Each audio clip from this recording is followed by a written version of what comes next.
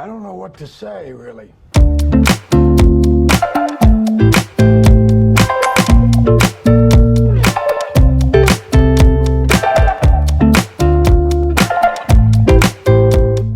Hi guys, welcome back to the channel as always. So today I'm going to talk about a subject that I am crazy passionate about, which is employee engagement, retaining employees and the benefits of an engaged workforce and what that looks like. It's something that I've been passionate about from the beginning, and a lot of the success I've had in my career has been through working with incredible people, loyal, amazingly talented individuals that are by me. A number of them still work with me today, and a few have gone with me for 2, 3, 4 jobs now, which is hopefully a nice badge of honour for me in terms of me as a leader, because I'm the guy that's lucky enough to decide who gets employed. And actually the great people you would do anything for, the best staff, the ones that you would always, as they say in football, kind of you put your best 11 on the pitch. Employee engagement is a key part of that. If you have great staff, you should move heaven and earth to keep them, because great staff make great businesses. Because that's someone actually said to me as I've been sharing videos, and it was a great point: if you strip away the product or you strip away the brand, all that is left is the people. And actually the people are what make companies great. As Richard Branson kind of said, if you look after your employees will look after your customer or your business. So it's something that I'm super passionate about.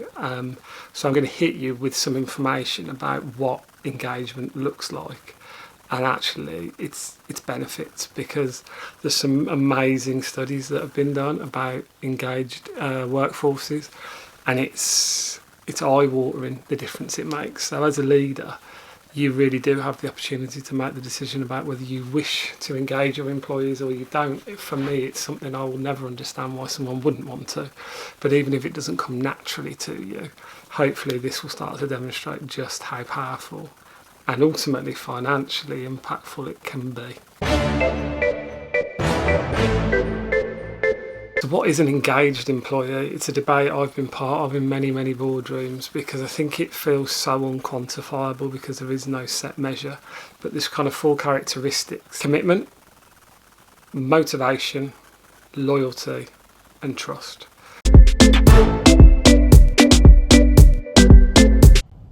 I don't know what to say, really. 3 minutes to the biggest battle of our professional lives. All comes down to today. Either we heal as a team, or we're going to crumble.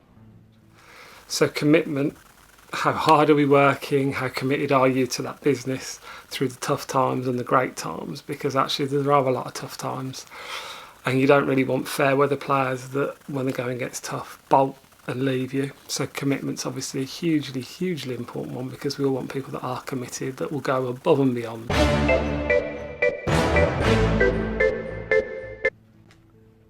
Inch by inch, play by play, till we're finished. We're in hell right now, gentlemen. Believe me. And we can stay here, get the shit kicked out of us, or we can fight our way back into the light. We can climb out of hell. 1 inch at a time. Now, I can't do it for you.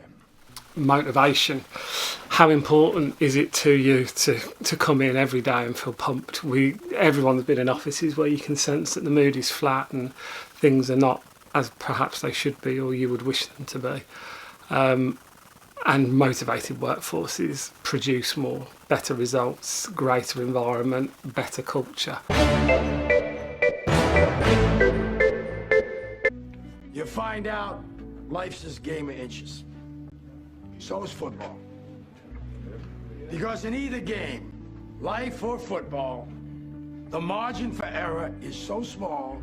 I mean, 1/2 a step too late or too early, and you don't quite make it. 1/2 second too slow, too fast, you don't quite catch it. The inches we need are everywhere around us. Hell yeah.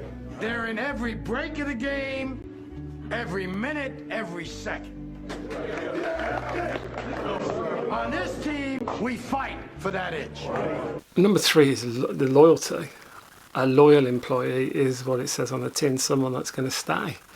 And actually, a loyal employee is promotable, rewardable, but actually they keep the integrity of your brand, of your customer base. People that stay, they give you their long-term career, and as long as you're giving them development and reward back, they've never got any reason to leave you, as long as you're nourishing them with what they need. The moment you've got their loyalty, you know that they're going to go above and beyond for you and stick with you through the real hard times.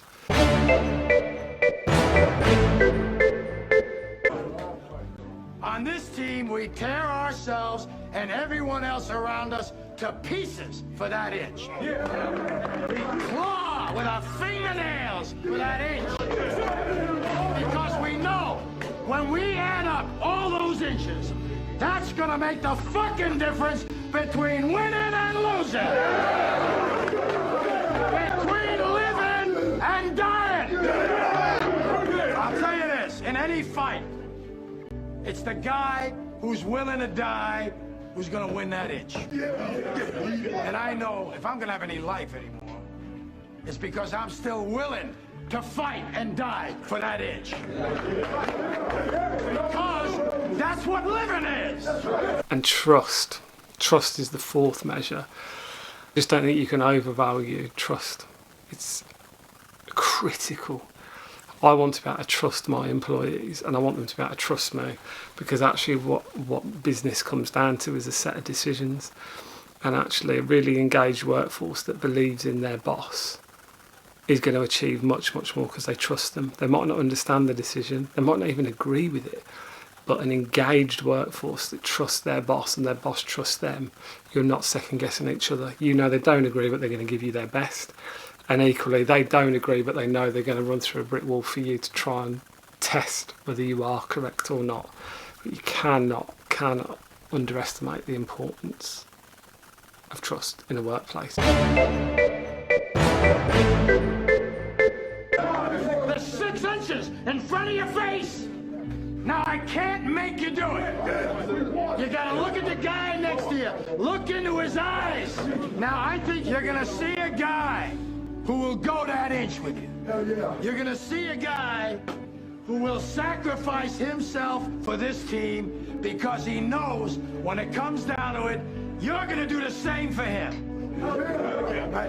That's a team, gentlemen. And either we heal now as a team, or we will die as individuals. That's football, guys. That's all it is. Now, what are you gonna do?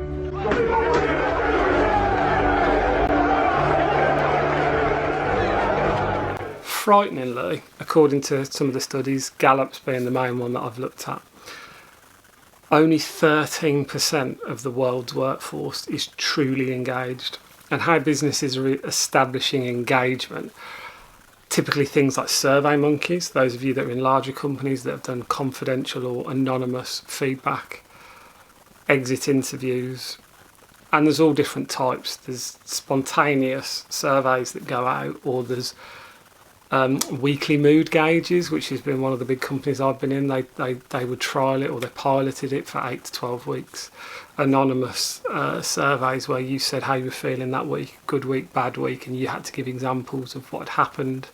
And there was tough questions like whether you respected your boss, whether you trusted your boss. And I was one of the bosses during that period, and actually it levelled some tough questions, but what it ultimately proved was, and a lot of those people I'm in touch with now, because no point pretending I loved working with those people dearly, they didn't necessarily agree overall with the company and its objectives, but they had a huge amount of faith in me as a leader, and that they knew they'd be told the truth. It didn't always mean they liked what they were told, so I have to qualify that. Telling the truth doesn't mean it's always the popular answer, but actually it gave me real confidence as a leader that my management style, open, honest, doing stand-ups, explaining the decisions, things I've talked about in all the other videos, these were not behaviours that I was taught. I've been led by many people, good and bad. You pick up things along the way, but I've rarely felt the need for someone to coach me on how to manage people because, as I said in other videos, quite literally, my management style has been predicated off treat people how you wish to be treated yourself, be open, be honest, be transparent, and work bloody hard. Never ask someone to do something you wouldn't do yourself. And I think in general life, there's fairly set criteria about what makes you respect someone. There's nuances in all conversations, but actually those have been real key parts for me. And I think, and I do say this with some confidence, I think employee engagement and gaining trust of employees has always been something that I rank quite highly in because I value it so much. So if I've been in a business whereby it's not happened as quickly as I would like, I will face into those conversations, and I think you're all the better for it. The tough conversations are the best ones because it's where truth is. So I think never hide away from that, and if you actually look at it, if that is true, I believe it is true, I've been in enough workforces to be truly engaged. If you think about commitment, loyalty, trust, the things we were talking about, the measures. So when we were talking about engagement, commitment, motivation, loyalty and trust, you think about what those truly mean. And as you're watching this video, do you feel that about your employer at your core? I can imagine that 9 in every 10 people don't feel that strongly about their employer. They might pay them well, they might enjoy the job, but actually when push came to shove, if something of the equivalent opportunity was offered to them, probably a lot of people would take that opportunity. So I think it's quite frightening, but it also highlights the importance. Number one benefit is you are 21% more productive. Again, I'm not going to comment on how people qualify this or what the quantitative value of that is, but you are 21% more productive if you are engaged. I don't really need to explain what that means because I think it's totally believable. One that shocked me, number 2, why it's important to have engaged employees, is you're 28% less likely to steal.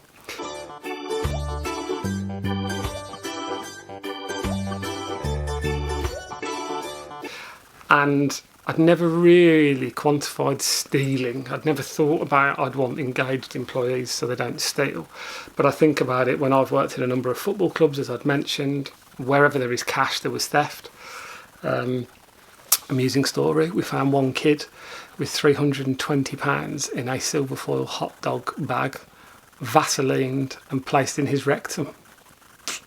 Clearly not an engaged employee. So, yeah, theft.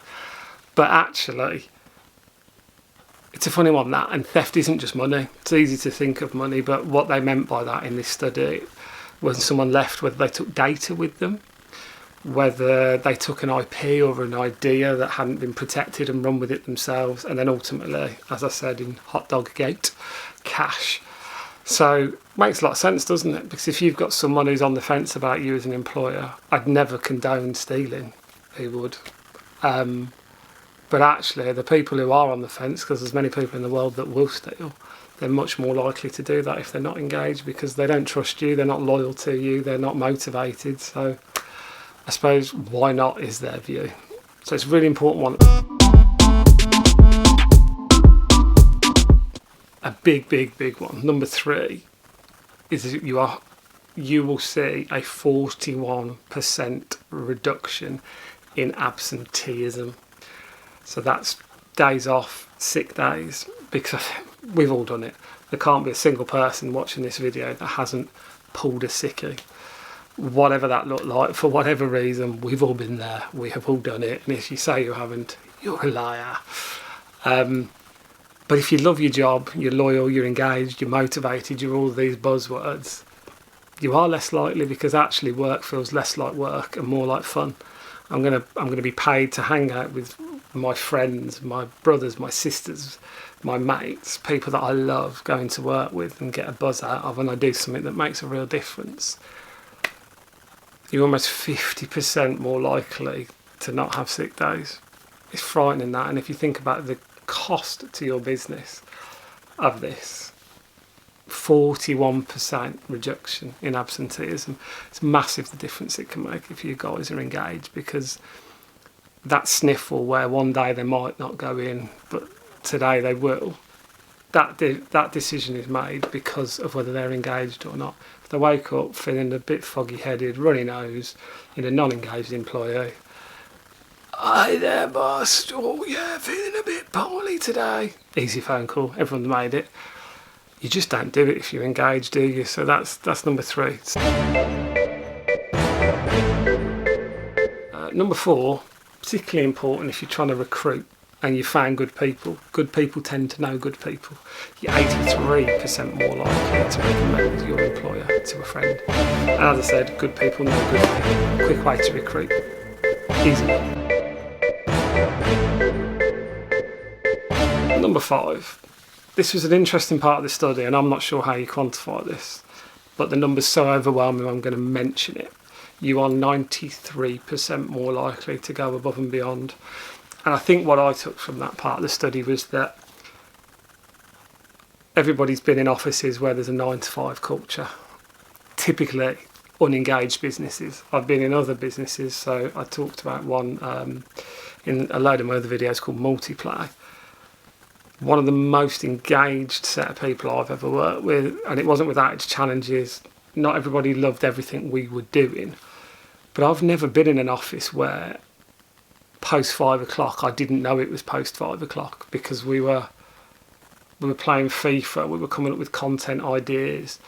It was almost like you got your badge if you stayed beyond 5 o'clock, because that's when the fun happened, that's when the pizzas arrived, that's when some of our big decisions, we came up with some awesome ideas during the kind of early hours of the evening, because we were super engaged, we enjoyed being together, and I'd say, I make no bones about it, I genuinely loved the people I worked with, and it was an absolute pleasure. I was living in hotels, so going home didn't have the same meaning to me, but the fact that there were people willing to sit there with me, because I didn't have to, I wasn't going to judge them. I never scorecarded everyone in and scorecarded everyone out.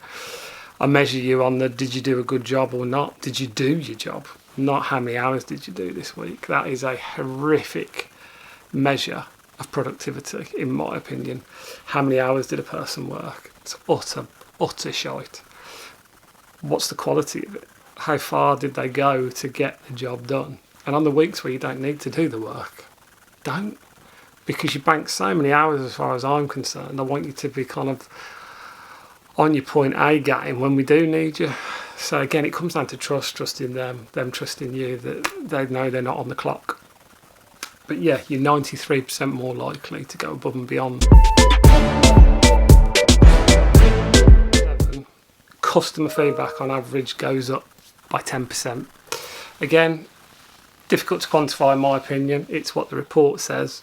So I'm going to take it because it supports my message. Political way of delivering this, but I don't think anyone's going to argue the fact with me that an engaged employee is better than a non-engaged employee. So I'm pushing an open door here. Yeah, 10% more likely to get better customer feedback. If you've got happy, engaged workforce, you're more likely to go above and beyond. That's part of the last point for your customers. Obvious, isn't it? Sales are likely to increase by up to 19%. I think this goes hand in hand with the customer feedback point of view. If you've got motivated, happy, engaged workforce, you're better. Fundamentally, loving life a bit more, your product's better, the world feels happier, your salespeople are selling more. Anyone who's been in a business that's been succeeding, momentum becomes so obvious. Once the culture's right and the stars are starting to align, it really is that snowball effect of kind of positivity breeds more positivity, and actually you start to see the results turn really quickly. It's amazing what positive mental attitude can do to a situation. The moment you believe something's going to happen, the moment you are all working to that shared objective, it's amazing how quick that turns for you. So yeah, your sales will increase by up to 19%. The knock-on effect of all of these, or the net in profit and loss terms, the net effect of all of those is on average profit increases by 21%. I'm told again through this study how they worked that out was they took the companies with the highest engagement rate and rated their profits against those with lower. Seems like a very, as a numbers guy, seems like a very sensible way to qualify what the profit effect is. And 21% is the average in terms of people that achieve a certain level of engagement versus other businesses. So you start to add all these things up: reduced absenteeism, better sales, greater loyalty. And if you think about all this stuff in the round, then if you start adding that up together, you retain your staff, which is great. Therefore, the culture is retained. Anyone you bring in is coming into clearly a performing business with a great culture. But you haven't got all of those hidden costs that I call re-recruiting people, losing time during production, integrating people into new roles the whole time, and actually those hours that you can't quantify that are lost when new people are coming and going, you're replacing people, people are changing jobs. What you need is continuity. Of course your staff want to progress and you want to facilitate that progression and that development for them. But in a system that's well refined, where the staff are engaged, they trust it. One of the key points of engagement, they trust the system. If they do a good job, if they work hard, they turn up every day and they give it their best, they will be rewarded through personal development, time off, finances, whatever that measure might be. And remember, no person's motivations are the same. It's so easy to believe that if you're paid more, you're more motivated. It's just not the case. It is just not the case. A lot of people who are truly engaged would keep a job on a lesser salary than go to a job they would dislike for more money. And not everyone's that way, but most people are. You'd be surprised just what you'd do when you fall in love with the job and how hard you would work to keep that job that you love. Because a kind of happy and enriched life is not just about money. Very easy to say that if you have money, but if you don't, I'm sure your decision making is different. However, don't underestimate the value of an engaged employee in the workplace. People become so consumed by the profit and loss, by the performance, the year-on-year numbers, particularly those of you that worked in publicly listed companies. You're bound to shareholders, dividends, and you're always kind of playing a political game. But the best companies are the ones where you can get on, do the right things. And as I said at the beginning, so let's finish as we started. If you look after your people will look after your customer or your business. It's as simple as that. Great people make great businesses. The most engaged workforces are the ones that absolutely flourish.